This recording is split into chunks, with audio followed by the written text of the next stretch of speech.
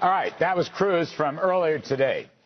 Now, we're going to go and talk to Senator Rand Paul, who I think is he. I think it's all right. Here comes the tape of Senator. Joining us now, Kentucky Republican Senator Rand Paul.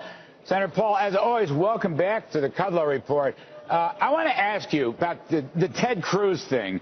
After what I thought was a very courageous and brave, 21-hour filibuster, do you think he changed any minds in the Senate, whether it's Republicans or border state senators or red state senators? Did he change any minds?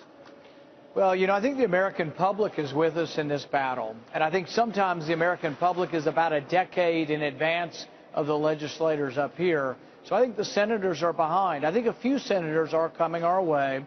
But I would say that the senators maybe aren't quite hearing, from the public enough, because the public really is against Obamacare and thinks it's bad for the country. Will the Republican Senate conference or caucus welcome Ted Cruz back in? You hear about acrimony and dislike and anger at him. The guy really tried his heart out to make a point about Obamacare. Will the Republican senators welcome him back in? Absolutely. I think some of that's overblown. Those people in the media, they try to make things a little more than they are. So I think it's not as bad as some have said. And I would say that the one thing that actually unifies us as a caucus more than anything is that we're all opposed to Obamacare. We're all opposed to funding it. We've been opposed to it from the very beginning. Not one Republican voted for it. So really, it's actually something that unifies us.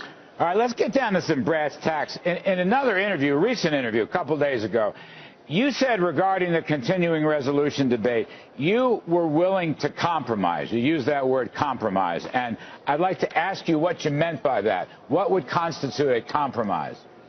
Well, the president's getting 100% of what he wants. He's getting Obamacare passed only by Democrats, no Republican input. So any of the compromises would be him acknowledging that they made some mistakes. I think the medical device tax is a mistake, and I think it'll lead to inhibition of innovation in our country.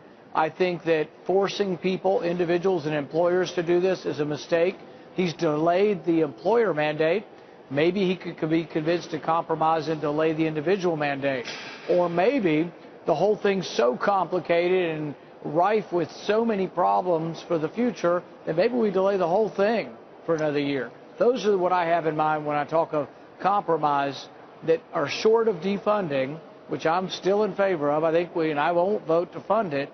But if we don't get quite there, maybe the Democrats would agree to fix some of the problems that I think it's going to create. All right, that's heartening. Let me ask you, there's talk today coming out of the House and the House leadership. I mean, a lot of discussions, nothing is written in cement. But there's talk today about putting up the congressional exemption.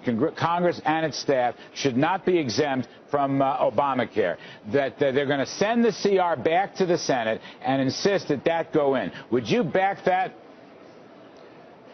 I don't want any part of it, Larry. I don't want Obamacare. Please don't make me have Obamacare.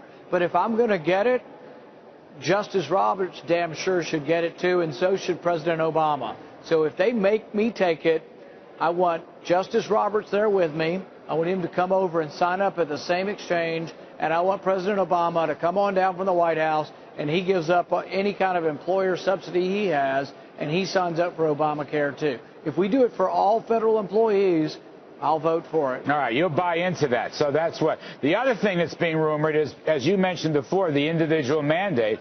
There's talk that the House will send the CR back to the Senate and include the individual mandate. So I assume you would rally for that. Well, here's my prediction, Larry. Something's going to happen in the next couple of hours that nobody has any idea was going to happen. I think there may be some other way that the Democrats are going to get this thing derailed in the Senate. It's different than any of the votes we've been talking about. What you mean on that, Senator? What you thinking about? I think there may be some other objections. I think there may be some kind of procedural objection to the whole thing going forward. I don't know this yet, but I think there's a possibility that somehow it fails on a procedural objection. That's the rumor I'm hearing. And if that were the case, that would take longer to fix and would bring us closer to a shutdown, would it not? Maybe. It means we bounce around a few more times until there's a final resolution. So I'm not sure what happens, but I do know there's a lot of procedure.